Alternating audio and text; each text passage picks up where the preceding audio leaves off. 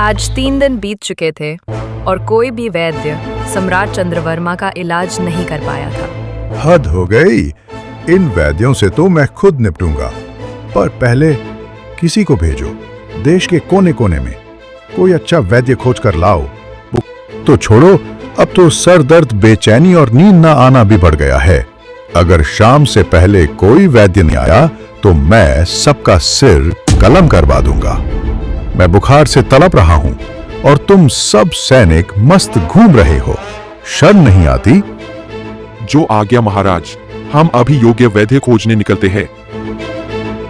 महाराज, इस देश का सबसे बड़ा वैद्य ध्रुवाचार्य स्वयं अपनी इच्छा से आया है। राजा चंद्रवर्मा क्षण भर के लिए उसे देखता ही रह गया। लगा जैसे कोई दिव्य पुरुष आ गया हो। आपके चेहरे और आंखों से ही सब समझ गया हूं। यह मियादी बुखार है, 27 दिन से पहले नहीं जाएगा। अब तक जो भारी भोजन, मदिरा, मांस खाया है, सब तुरंत बंद करना होगा।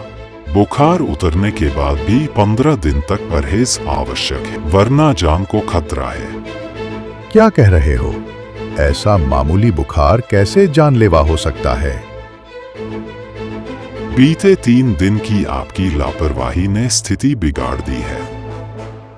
यदि पूरी सावधानी नहीं बरती तो मैं इलाज नहीं करूंगा। क्या तुम मेरे आदेश को ठुकरा रहे हो? मैं हूं सम्राट चंद्रवर्मा।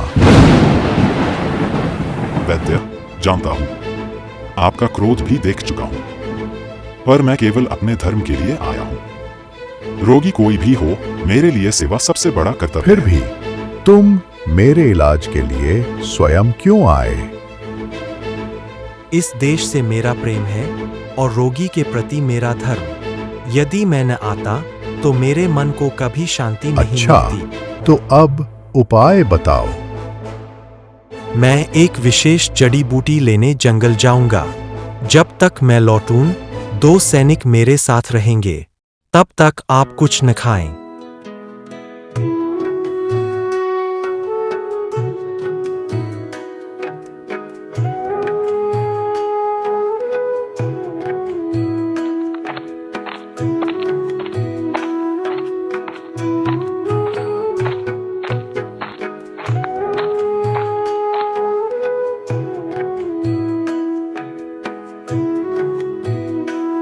थोड़ी देर बाद वैद्य एक कटोरे में काढ़ा लेकर आया।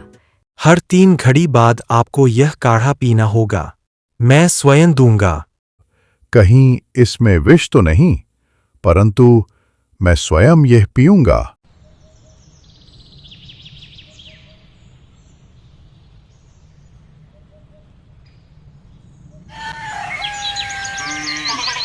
काढ़े के असर से राजा की हालत कुछ बिगड़ने लगती है। घबराइए नहीं राजन, आज सीने में जलन, शरीर टूटन, सिर दर्द होगा। 3 दिन सह लीजिए, फिर गाय का दूध और अंजीर लेना। आप स्वस्थ हो जाएंगे।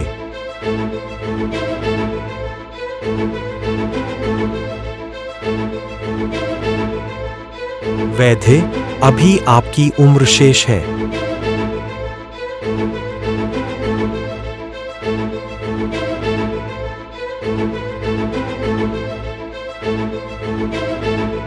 तीन दिन तक राजा ने कष्ट सहे। 85 घड़ी बीत गईं। आखिर बुखार उतर गया।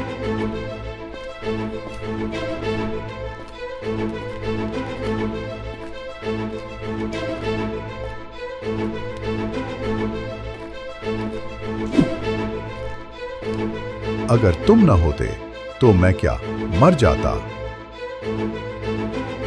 अभी आपकी उम्र शेष है।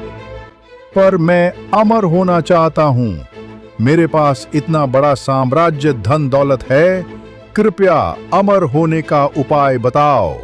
राजन, अमरता सुख नहीं, दुख है। पर यदि आप अडिग हैं तो सुनिए। अल्ताई पर्वत के पश्चिम में एक गुफा है।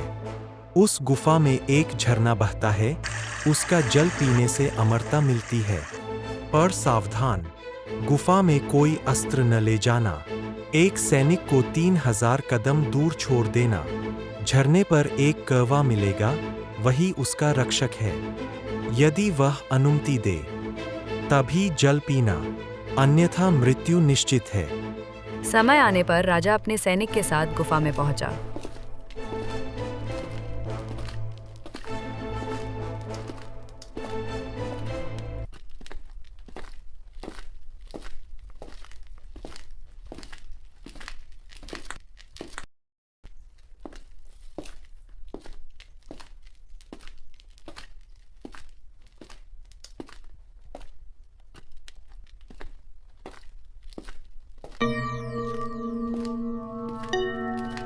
कहीं ये कोई जाल तो नहीं, पर वैद्य जैसा दिव्य पुरुष छल नहीं कर सकता।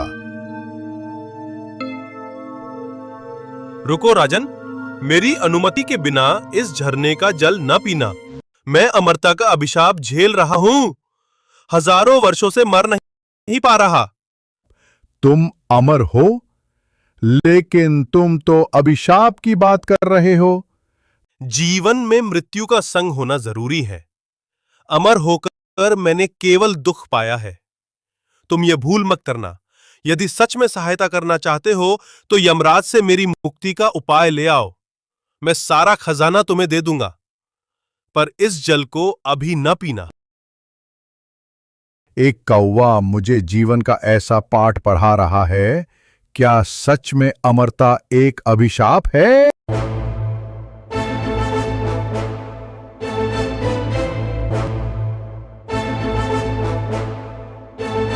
इस घटना के बाद राजा चंद्रवर्मा ने समझ लिया, सच्ची अमरता कर्मों में है, न कि शरीर में।